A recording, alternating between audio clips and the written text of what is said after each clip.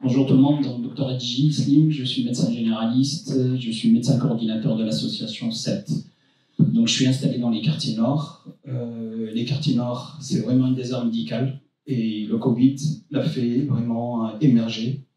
Tout le monde en parle maintenant du Covid et heureusement qu'on en parle au passé, mais on continue à le vivre parce qu'on ne tire pas vraiment les leçons du passé. Le Covid sur les quartiers nord était révélateur et est révélateur d'une crise du logement.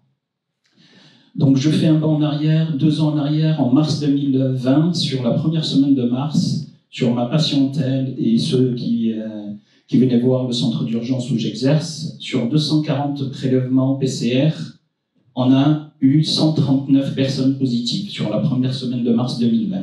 Donc c'était un raz-de-marée qui nous exposait au visage et très vite il fallait agir. Et pas tout le monde était présent à ce moment-là, malheureusement, et c'était pas la doctrine en tout cas nationale, où nous avons conclu à faire du Covid un soin hospitalier et non pas un soin de ville. Donc nous, médecins généralistes, ont été complètement écartés du système, en tout cas sur le tout début de la première vague. Par la suite, heureusement, ils ont rattrapé le tir et on est maintenant acteur et presque principal acteur du Covid. Et donc à cette période-là, il fallait agir vite sur les quartiers nord et entre autres, je me suis entouré par une belle équipe qui regroupait l'association 7, Médecins sans frontières, et 2 médecins hospitaliers, Annie Lévy et un infectiologue, je ne sais pas si j'ai le droit de la citer ou pas, mais en tout cas, pour agir vite sur les quartiers nord et prendre soin de nos compatriotes et de nos Marseillais qui vivent dans les quartiers nord. Donc, rapidement, j'ai décidé de mandater des infirmiers au sein des foyers des personnes infectées. Donc, dès qu'on avait un résultat positif, j'envoyais immédiatement un infirmier au domicile et un associatif de 7 pour faire un état des lieux et tester les personnes contacts. Et on s'est vite rendu compte que malheureusement, soit on arrivait trop tard, la contamination elle était déjà intrafamiliale, parce que malheureusement, on agissait sur des appartements, des T2 qui étaient occupés par 5, 6. On a même trouvé 8 personnes parfois dans un T2, où la majorité était soit complètement infectée, soit on arrivait au tout début d'infection, et là, on s'est retrouvé face à un mur. Comment les isoler? Dans un T2, c'est impossible. On s'est vite tourné vers l'État pour essayer de trouver des centres d'hébergement. Mais au début, ce n'était pas la doctrine. Il n'y avait pas de centre d'hébergement. On a voulu louer des hôtels sur nos propres finances et ce n'était pas possible. Il fallait une réquisition de la préfecture. Donc on se battait contre un système qui avait un quart d'heure de retard sur nous, ce que nous, on envisageait comme soignants, ce qu'on essayait de trouver comme solution, et les rouages du système font que les décisions se prennent toujours en retard. Donc la première crise et la première vague, c'est vraiment la crise du logement, parce qu'on a vu les chiffres sur les quartiers nord, ça a explosé, ça a fait un bond. C'était pas forcément les quartiers sud. Les quartiers sud, une personne, je vais pas faire la guerre nord-sud, mais une personne qui habite dans une villa a la possibilité de s'isoler dans une chambre, a sa propre salle de bain. Mais quelqu'un qui habite dans un HLM où il doit nourrir ses 4 enfants, qu'il a peut-être la grand-mère ou la cousine ou la tante du bled qui vient et qui vit au sein de son domicile, il ne peut pas lui céder sa chambre et aller dormir. Je vais vous raconter quand même une anecdote. On a trouvé les personnes qui dormaient sur leur balcon lorsqu'ils étaient positifs, de peur de contaminer leurs enfants. Donc heureusement, la première vague, c'était au mois de mars et avril, donc il faisait chaud. Mais imaginez qu'on aurait pris la vague en plein hiver, ça aurait été un carnage, parce que tout le monde serait à l'intérieur et la contamination aurait été encore plus dure et plus prenante. Donc certes, les sans-abri, ils ont été très affectés, les personnes fragiles, les personnes qui étaient dans les squats, mais dans les quartiers nord aussi, c'est un squat. Les HLM ne sont pas dignes de ce nom. Donc un foyer doit permettre à toute personne de pouvoir s'isoler correctement, et j'espère que cette crise va améliorer notre façon de penser et de concevoir les logements et concevoir l'hébergement de toutes ces personnes-là. Donc si on doit conclure à quelque chose, c'est vraiment le Covid doit nous enseigner comment on doit se loger et comment on doit construire dans le futur. À la fois nos cabinets médicaux, nos structures hospitalières, les cliniques et surtout notre logement. Merci. Merci beaucoup pour cette expérience. Effectivement, on le revoit aussi dans ce qui a été présenté, l'importance du logement et de d'urbanisme et l'accès à un logement digne. C'est pas seulement une question sociale, c'est aussi une question importante au niveau sanitaire, santé individuelle et santé collective dans le cadre d'une épidémie. Peut-être Cyril. Merci Jean, merci de m'avoir invité. Cyril Farnarier, moi je suis socio-anthropologue au LASA, au Laboratoire de Sciences Sociales Appliquées, mais je suis aussi coordinateur du projet ASAB, qui est un projet de mise en réseau en faveur de l'accès aux soins et l'accès aux droits pour les personnes sans abri à Marseille. Et donc pendant toute cette crise du Covid, j'ai participé à un certain nombre d'instances de coordination sur la mise en place des différentes actions qui ont pu être mises en place à destination des personnes sans abri, que ce soit sur les besoins primaires pendant les confinements ou par la suite sur les mesures de prévention, sensibilisation à la vaccination, etc. Donc déjà, je voudrais remercier et saluer l'exercice des 3 présentations parce que c'est vraiment pas évident de faire ça en si peu de temps. Et après, pour rebondir un petit peu sur tout ce qui vient d'être dit, là, effectivement, si on les prend dans l'ordre, on voit qu'il y a des effets, on voit ressortir dans les données épidémiaux les effets sociaux, très clairement en termes de revenus, et puis après en termes d'habitat, et puis après en termes de représentation. Ce que disait Slim me semble extrêmement important sur l'habitat. Alors quand on parle de personnes sans abri, on peut le prendre au sens plus large. Donc là, sur les quartiers nord, c'est l'état de dégradation ou de surpopulation des appartements. Après, dans le travail d'Agathe, on voit les différentes catégories ethos. Pour ceux qui ne voient pas ce qu'est la grille ethos, c'est la classification européenne d'exclusion par rapport au logement. Et donc, ethos 1, c'est les personnes à la rue. Et puis, il y a 13 catégories. Mais ethos 8, c'est les personnes en squat et en bidonville. Et puis, on a ethos 2, qui sont les personnes en hébergement d'urgence. Ethos 3, les personnes qui sont en foyer d'insertion, etc., etc. Et dans l'étude Covid Homeless, c'est quelque chose qui ressortait où effectivement, en fonction de là où on était hébergé, de là où on résidait, les taux de contagion n'ont pas du tout été les mêmes. Alors effectivement, les centres d'hébergement d'urgence, qui sont pour la plupart dans des centres très collectifs, avec des dortoirs, etc., la contagion a été assez massive, même s'il y a eu toute une politique dite de desserrement de ces centres, où on a essayé de limiter le nombre de personnes dans les dortoirs, on a essayé de mettre des gens dans des hôtels, de créer des possibilités d'isolement, mais qui ont été relativement dérisoires par rapport à l'importance de l'épidémie. Ce qui est intéressant, pour rebondir sur ce que disait Slim, sur la politique d'État ou des institutions qui avaient 2 trains de retard par rapport à l'action sur le terrain, c'est que justement quand on a vu ça, bon, personne ne s'y attendait, hein. Au moment où c'est tombé, très clairement, personne s'y attendait, quoi.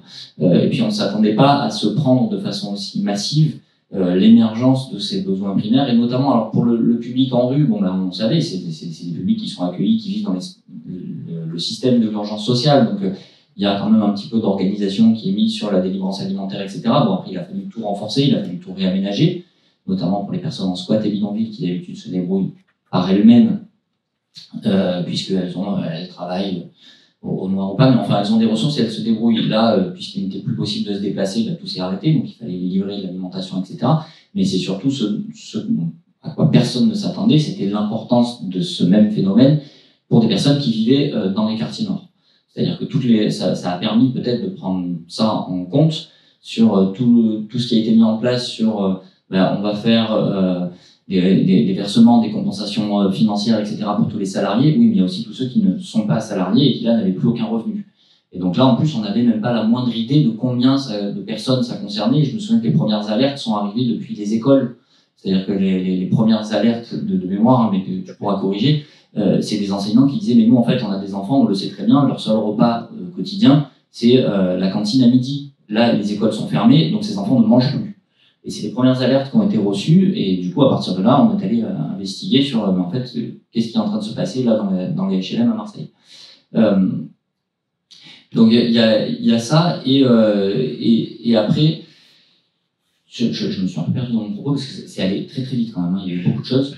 Et puis c'est allé très vite aussi dans la conduite de la crise. Ce que je voulais dire, c'est ça, c'est que sur les trains de retard, on a vu les problématiques émerger. Les plus réactifs, ça a été effectivement les mouvements citoyens qui se sont montés de façon totalement autonome. Après, il y a eu les associations qui ont pu se coordonner entre elles, et puis après les institutions. Alors c'est une offre qui n'a pas la même ampleur. Heureusement que les institutions ont réagi, mais effectivement, ça prend 2 semaines, 3 semaines pour monter quelque chose de solide par les institutions. Non, pour l'aide d'urgence, pas pour la structuration. Pour la structuration, il faut attendre un petit peu plus. Mais ce qui est intéressant, c'est que ça a été fait pendant les confinements. Et puis à la fin du premier confinement, on est sorti au mois de mai, après on est parti en vacances, et puis à la rentrée en septembre, on s'est pris la deuxième vague. Et en fait, on a revécu exactement la même chose. Puis la troisième vague, exactement la même chose. Et quand on a fait des journées là de bilan en 2021, il y avait des clusters dans les centres d'hébergement, et on se dit, mais en fait, il y a toujours rien qui est prévu, quoi. C'est-à-dire que là, il y a un cluster qui est en train de naître à l'UHU de la Madrague, et je me souviens effectivement, Seth était allé faire des dépistages avec des taux qui étaient surréalistes, et il n'y avait aucun centre qui était prévu pour isoler les gens. C'était pas prévu, même si le nombre de personnes hébergées dans ce centre, donc habituellement c'est 284 personnes, là il en restait 174 sur site. Oui, mais enfin 174 personnes sur un même lieu, il faut prévoir des dispositifs, et c'était toujours pas prévu. Et aujourd'hui, ce n'est toujours pas prévu. Il y a 1 mois et demi, le centre de Fort-Aubin m'a dit, on a des gens positifs, est-ce qu'il existe encore quelque chose pour isoler les gens? Non, il n'y a plus rien qui est prévu, et puis on y va comme ça, quoi. Donc voilà, il y a ça. Après, pour rebondir sur ce que disait Carlotta, sur la manière dont toutes les mesures de prévention ont pu être reçues et perçues par les gens de la rue, effectivement, il y a quelque chose qui est assez évident, c'est que avant la crise, dans les entretiens, oui, les gens parlaient de leur contagion, parlaient de tout ça, de leur surexposition aux parasites, aux maladies, etc. Et puis là, effectivement, dans les entretiens, on disait, moi, tout ce que je vis, finalement, le Covid, est-ce que c'est vraiment ça le problème? Non, effectivement, dans ces situations-là, le Covid n'est pas le problème. Parce qu'il y a bien d'autres problématiques qui viennent par-dessus.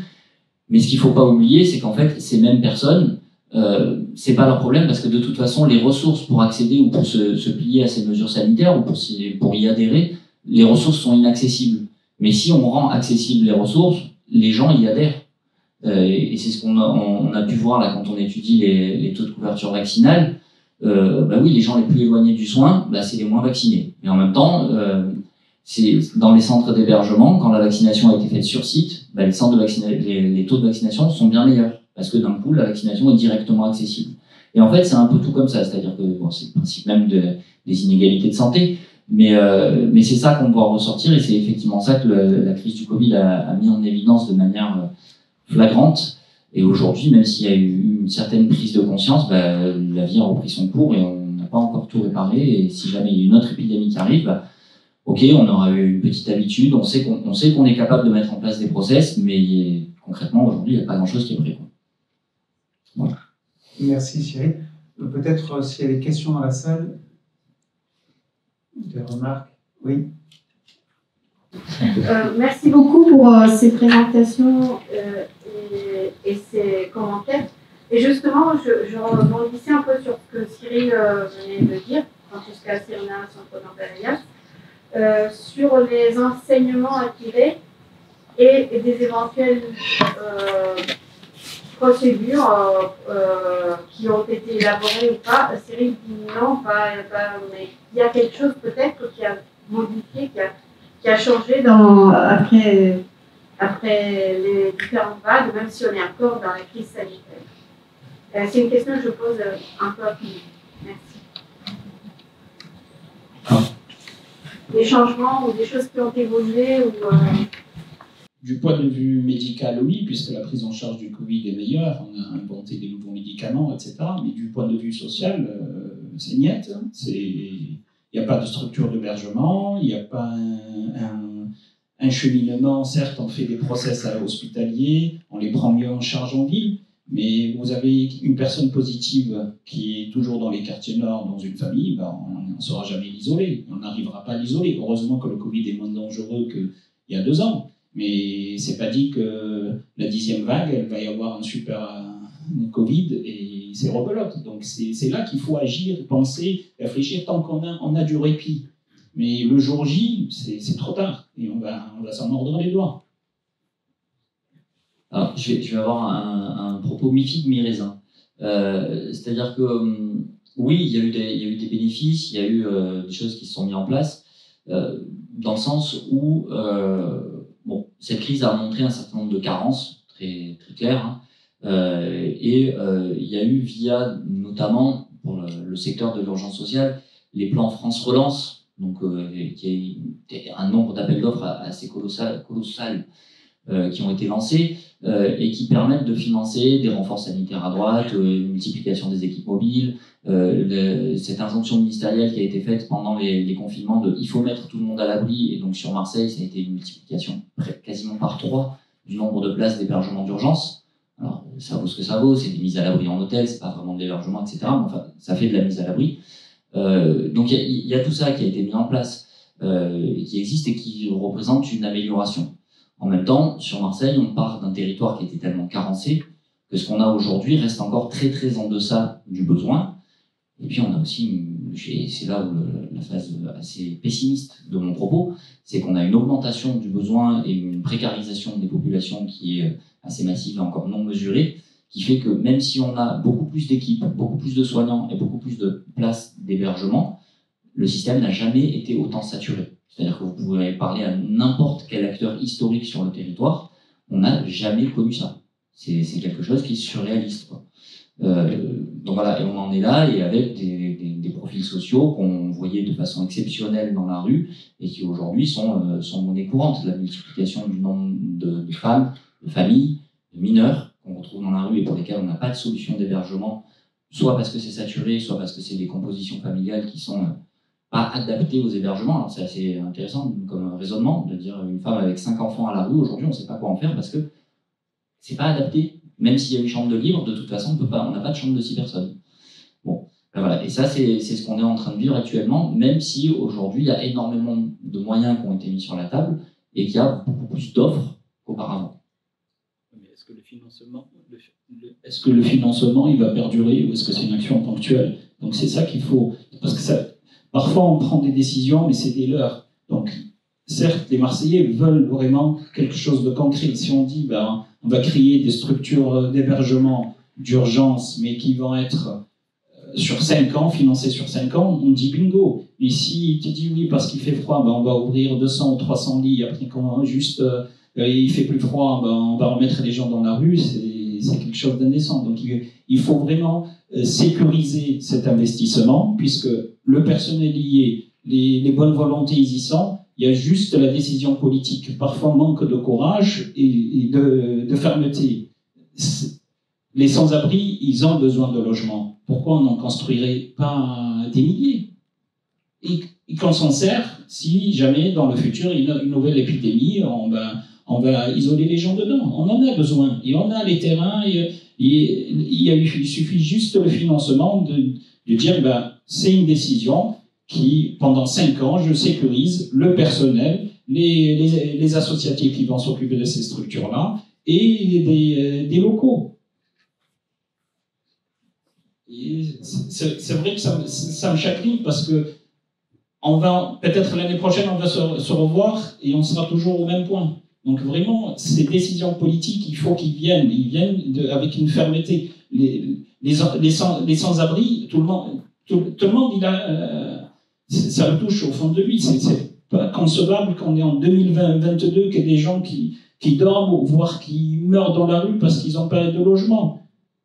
Donc il faut qu'on agisse tous et il faut qu'on motive nos politiciens. Donc les élections, ils vont être, je pense, prochainement. On insistera davantage pour qu'on s'occupe des êtres humains. Ce sont des êtres humains. C'est vrai qu'on leur met l'étiquette de sans-abri, mais moi, vous, on ne sait pas demain de quoi il est fait. On peut se retrouver dans leur situation-là, malheureusement, et il peut y avoir des catastrophes au niveau du travail, au niveau familial, au niveau de la santé. Et il faut dire, il faut qu'on fasse quelque chose à nos frères, à ces êtres humains qui nous ressemblent et qui pourraient être l'un de nous ou nous-mêmes. Merci. Peut-être, Petite question plutôt pour les intervenants, pour les discutants, pardon, que les intervenants. Est-ce que vous, dans vos pratiques diverses, vous entendez parler de Covid long sur le terrain? Est-ce que c'est quelque chose qui émerge? On a parlé un petit peu ce matin, on a un projet là-dessus, et je pense que la dynamique inégalité de santé, justement, joue fort sur le fait de s'approprier pas cette catégorie-là, et ou de se sentir légitime. Alors, moi, la réponse va être très rapide. Aujourd'hui, non. Je ne vais pas ramener les choses à moi, mais j'étais parmi les premiers à le signaler, parce que j'étais confronté très tôt à des personnes qui présentaient des céphalées, des fourmillements, des péricardites. J'en voyais plus de péricardites en post-Covid que dans toute ma carrière de généraliste. Donc le Covid long, il existe, et j'ai énormément de patients qui en souffrent et qui continuent à souffrir. Il y a plein de gens qui n'ont pas retrouvé l'odorat, il y a plein de gens qui n'ont pas retrouvé le goût, mais il y a des troubles psychologiques, il y a des troubles du sommeil, ils ont des courbatures, et surtout, le maître mot, c'est une asthénie, c'est une extrême fatigue. J'en connais des personnes, mais vraiment, ils faisaient presque un marathon par jour, on va dire, ils couraient 20 km par jour. Et il fait 100 mètres, il est essoufflé, il n'en arrive pas. On fait les EFR, etc. On n'arrivait pas à identifier sa souffrance. Il est incapable de recourir du fait du Covid. C'est vrai que nous, scientifiques, donc il faut toujours faire une relation cause à effet. Mais parfois, il y a des choses que peut-être on va découvrir dans quelques années, on aura l'explication en son état de santé. Mais les reconnaître aussi, c'est un devoir. Parce que autour de vous, si vous questionnez des gens, ils vont vous dire « Avant le Covid, j'étais différent. Et après le Covid, et je parle bien d'un Covid un peu cogné, hein, pas les petits rhumes, etc. Ces personnes-là, d'eux-mêmes, ils vont vous en parler, soit docteur, soit mon ami, il y a quelque chose de changé en moi. Moi, personnellement, j'ai attrapé le Covid au bout de 2 ans, la veille de mon départ en vacances. Je me suis occupé, plein de gens Covid, je touche du bois, je n'ai jamais attrapé. Même tout le février, mars, je consultais sans masque, j'en avais pas. J'ai mes propres patients qui sont décédés du Covid et que j'ai eu à mon cabinet médical et je ne l'ai pas contracté. La seule fois que je l'ai contracté, c'est lorsque je me suis relâché, je devais partir en vacances au bout de 2 ans quasiment. Donc, ce Covid-là, il m'a abattu. J'étais fatigué, extrêmement fatigué. J'étais essoufflé. Je ne manquais pas d'oxygène, mais cliniquement, heureusement, je me faisais mon autodiagnostic, etc., et je ne faisais pas paniquer ma famille. Je manquais d'air, je prenais ma saturation, elle était normale, mais moi, j'étais essoufflé. Je ne comprenais pas. Je marchais à 4 pattes, excusez-moi, pour aller pisser. Je n'arrivais pas à tenir debout, j'avais des vertiges, je vomissais, j'avais la diarrhée. Ces symptômes, ils ont régressé, mais ma fatigue, ça a mis 2-3 mois pour retrouver ma forme, j'ai mis 2-3 mois. Je comprends qu'une personne âgée à 80 ans, s'il chope les mêmes symptômes que moi, elle, c'est pas 2-3 mois, c'est 1 an, 2 ans. Et encore, il y a d'autres personnes qui sont plus jeunes, qui ont eu des formes moins sévères que du Covid au début, mais qui continuent à en souffrir. Donc, il y a eu une souffrance du corps humain, donc une souffrance organique, mais il y a aussi une souffrance psychologique. Le Covid d'avant n'est pas le Covid d'aujourd'hui, mais les personnes affectées d'un Covid assez cogné, ils s'en souviendront toute leur vie. Donc le Covid long, oui, il existe, et il faut le prendre en charge, et surtout savoir écouter, et ne pas dire non, mais vous trempez, vous avez rien, etc. Donc nous, médecins généralistes, on doit faire encore un double effort pour écouter, et bien écouter, et surtout donner raison aux patients, même si on ne trouve pas d'étiologie ou de preuves scientifiques concrètes pour expliquer, on leur dit non, c'est tout dans ta tête et on va te mettre un antidépresseur. Merci. Alors juste parce que le temps va passer au thème numéro 2, mais juste je retiens 3 éléments de la discussion. Le premier, c'est l'importance de l'habitat. Finalement, c'est un point qui est majeur, un habitat digne pour les familles, même les plus défavorisées. Et ça joue énormément, là ça jouait sur la crise Covid, mais ça va jouer aussi sur les prochaines crises, qu'elles soient écologiques ou sanitaires, parce que c'est le lieu de refuge finalement. L'ultime lieu de refuge, c'est là où on habite, quand on peut y habiter, quand on a cette possibilité-là. Le deuxième élément, c'est l'accès aux soins. Parce que, comme tu disais, si l'accès est facilité, si l'accès aux soins et à l'information, si l'accès est permis, à ce moment-là, les personnes, finalement, elles vont accepter le test, elles vont accepter la vaccination, elles vont accepter le traitement, parce qu'elles comprennent assez facilement, comme tout le monde, l'enjeu et le bénéfice. Et le dernier point que je voudrais rajouter, c'est une approche territoriale, parce que là, on a mis en avant des éléments clés, mais c'est un ensemble de critères et d'éléments collectifs et individuels qui font qu'un territoire va être vulnérable ou pas à une crise, et le matelas qui permet d'amortir la crise en fonction des différentes crises qui vont arriver va être plus ou moins épais. Donc une analyse territoriale préalable à la prochaine crise est important, une analyse environnementale, socio-économique et système de santé, pour pouvoir anticiper, pour pouvoir renforcer le matelas et anticiper l'impact des prochaines crises. On ne sait pas exactement quand, ni où, ni comment, mais il y en aura d'autres. Je vous remercie beaucoup et on va passer le relais au deuxième thème.